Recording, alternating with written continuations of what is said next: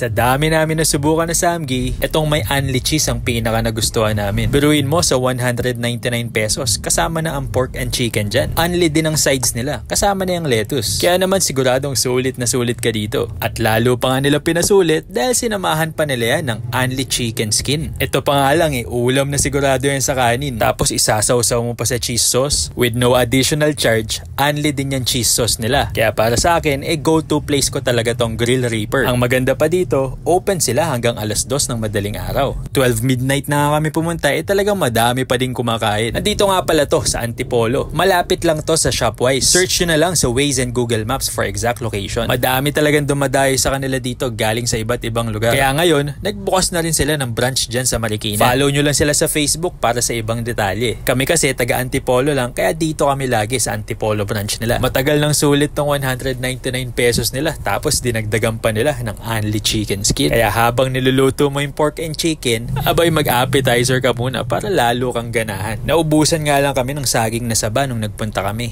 pero okay lang. Ang dami pa din talaga namin nakain. Siguradong busog na busog ka sa halagang 199.